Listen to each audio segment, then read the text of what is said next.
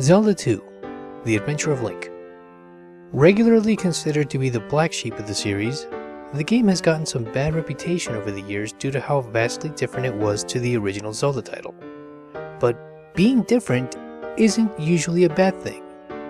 Yet because of this, the game is usually misunderstood. Otherwise, the game would just risk being more of the same. Now, believe it or not, Zelda 2 was the first Zelda game I ever owned when I was around 7 years old, which is why I still see it as a sentimental favorite. At first, I had a hard time going through the game's first dungeon, Parappa Palace, since at that age I was unfamiliar with the game's side-scrolling action RPG approach. Over the years, I revisited the game countless times, and despite its difficulty, I have managed to beat the game on a few occasions, though sometimes having to use a walkthrough. That being said, the game can be rather cryptic at times. Some dungeons have invisible walls, and others have looping pitfalls. Its difficulty was also unforgiving, especially in Death Mountain and the final palace. The game focused more on magic than using items, which made you choose them carefully during battle.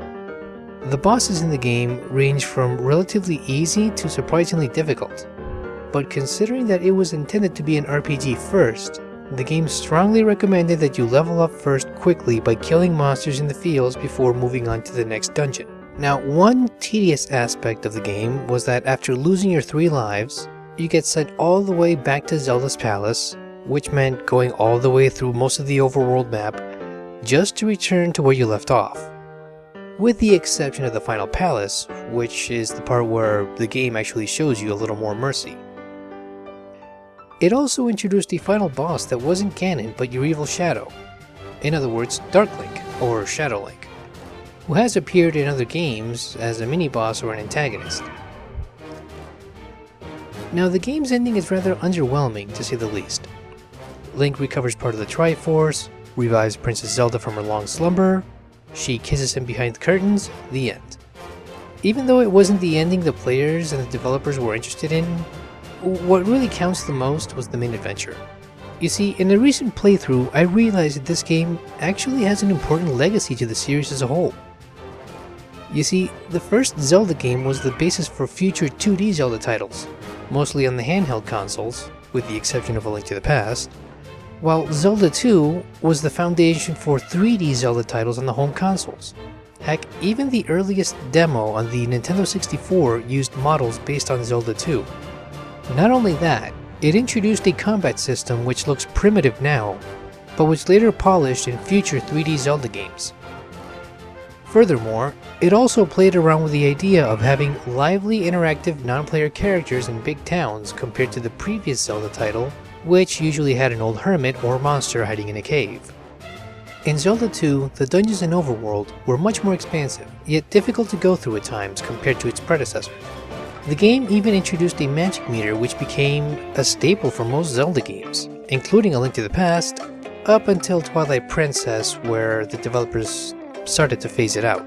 Now, reception to Zelda 2 has usually been lukewarm by fans, but to others, including game developers, it seems to have gotten more appreciation. For example, the Hyrule Temple stage and its theme song, which were introduced in Super Smash Bros. Melee.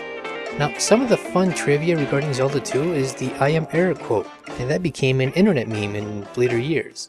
It was often thought to be a misconception, but it was in fact the character's name, since there is another character named Bagu, which is bug, phonetically pronounced in Japanese. Also, most of the sages in Ocarina of Time bear the same names as towns from Zelda 2. We got Rouru, Ruto, Saria, Naburu, and Darunia, excluding Impa for obvious reasons. Another town, Mido, is also the name of the character in Kokiri Forest. However, in the game chronology, the towns were named after the characters, with the exception of the ghost town Kasuto, which was never really used afterwards.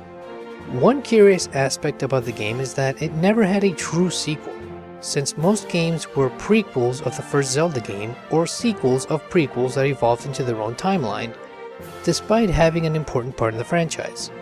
In conclusion, you can love Zelda 2 or hate it, but with the things pointed out earlier, you can see that the game does have a decent following and deserves a lot more appreciation these days despite being criticized for its difficulty.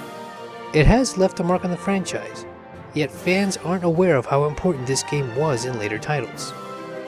So for those who never played it or finished it, I'll leave it up to you if you wish to give the game a second chance. This has been Hadouken Dude. Thanks for watching. Do not forget to like, share, and subscribe. Take care.